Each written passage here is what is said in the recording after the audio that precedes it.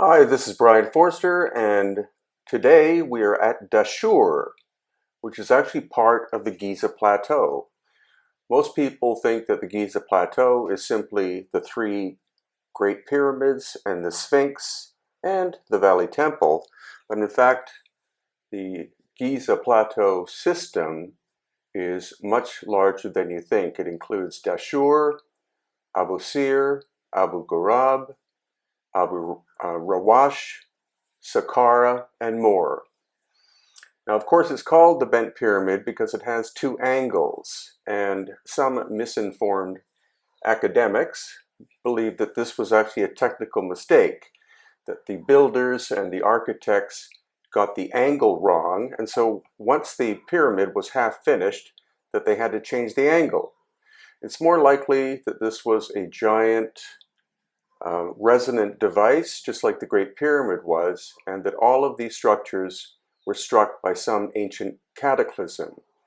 This discoloration of the stone that you're looking at is from the inside, and it's limestone, so it should not have this peeling and discoloration that you see, but our engineer that came with us, that's Cliff on the right, and also our geologist, Susan Moore, concur that there was some kind of cataclysm that probably struck this structure as well as the Great Pyramid and others.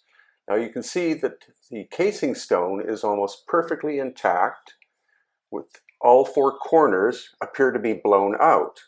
The idea that the casing stone was quarried by local people at some period of time in the distant past is kind of illogical, because why would they start by removing all four corners? But if it was struck by some kind of solar plasma event or something else, the enormous force could have blown the four corners out. And what we're going to see is inconsistency as well in terms of where the casing stone is and where the casing stone isn't.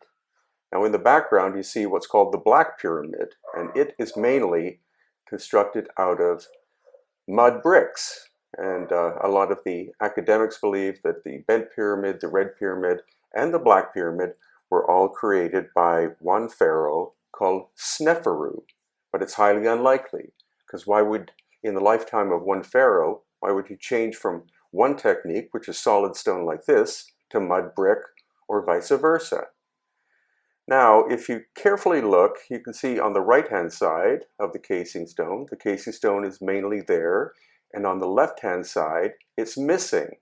So it appears that the Bent Pyramid was struck by, again, some kind of cataclysmic event, possibly a solar plasma flare about 12,000 years ago, that struck on the eastern side of the building and blew out much of the casing stone on the eastern and I think southern, either southern or northern side.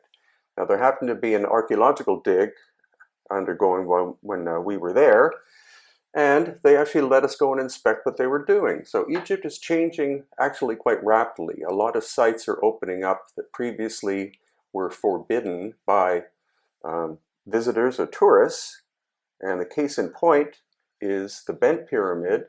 You can now go inside. The last time this was allowed was in 1965, and I believe in May of 2019 they've opened it up to the public, and we're going to be going in March of 2020. Now here you can see a satellite pyramid, and again, it doesn't appear that it's simply erosion, but that it was struck by some kind of force that basically blew the exterior off. Now this is where quite easily you can see the upper casing stone is missing, once again on the eastern side and on this side, whereas farther to the left you can see that it's still largely intact. And also it's the second bend or facet, the upper one, that is damaged much more than the lower one. And if you were simply trying to take the pyramid apart, you would start at the bottom, not at the top. So now what we're going to do is we're going to explore the Red Pyramid.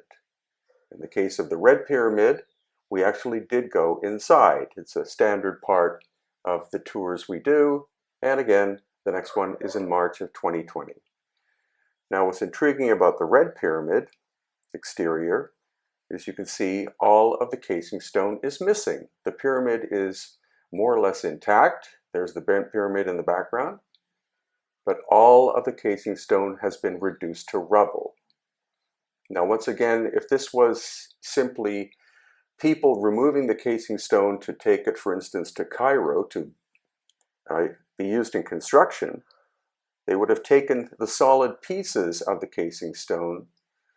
They would not have broken it down into what is basically rubble and sand. So once again, I believe the Red Pyramid was also struck by the same cataclysm which caused it to have the entire casing stone system, which actually interlocks into the pyramid, blown right off the surface. So this is our group in April of 2019, preparing to go inside. We're going to get some more detailed views of where the casing stone is missing. On the ground here, you can see little bits. Some of the largest pieces that are left of the casing stone are something you could pick up with one or possibly two hands. Once again, reduced to rubble. And we're going to see more evidence of scorching on the surface. You can see here the discoloration and almost the melting of the interior limestone. And once again here, you can see that the casing stone is reduced to rubble and sand. We're now going inside. And this shaft that goes down, you can see how narrow it is, both vertically and horizontally. And it goes into the pyramid, I believe, about 300 feet. It's quite an adventure to do this. Thankfully, most of the lighting was working, and these handrails greatly assist, as well as the steps they put in, because originally it was simply a ramp going down. It would have been possible to slide down without the steps, but you'd probably never be able to get back out again. So once again, a curious nature of the interior. Again, you see strange discoloration on the upper surfaces there, which to me appear to be scorching marks. And now we're in the chambers at the bottom.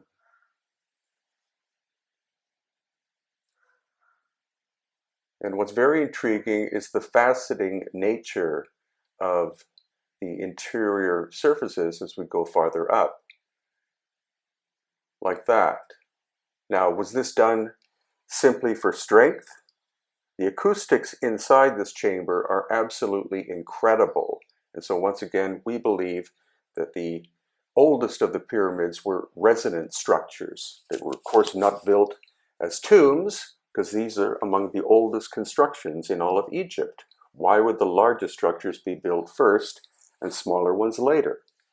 And then here you see how tightly fitting the limestone is. It's quite a disgusting smell inside to some degree, because bats supposedly occupied the interior. And now we're going back up. Once again, I believe it's about 300 feet from the bottom to the exterior of the Red Pyramid. And here is the last phase of going up. Without the artificial lighting that was put in, it would be pitch black inside.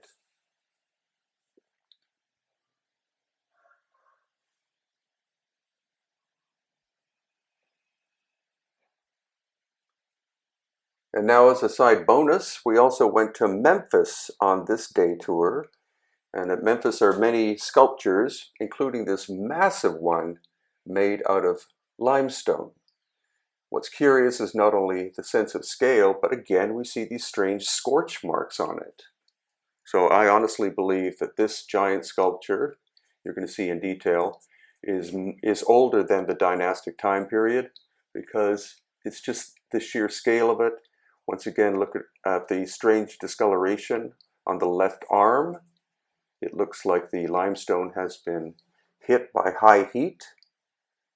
And I honestly think this was beyond the scale of the dynastic builders. They did, of course, do lots of sculpture, and some very excellent temple constructions, but I think this one is simply too big for them to have quarried and also for them to have shaped and moved. It's attributed, as always, or as usual, to Ramses II, but I honestly think it's a much, much older construction. It's similar to the granite ones we see that has exactly the same face. And here, once again, at the bottom, you're going to see the strange discoloration of the leg. And actually at the top, or the middle left of the hat there, or the crown that he's wearing.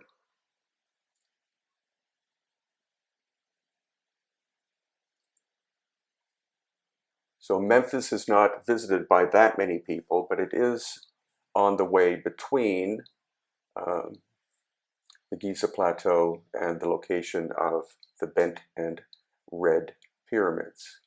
And also this huge sphinx made of travertine. Once again, the weathering on the right-hand side is very unusual, and this could be another work that is much, much older than the dynastic Egyptians, in my opinion.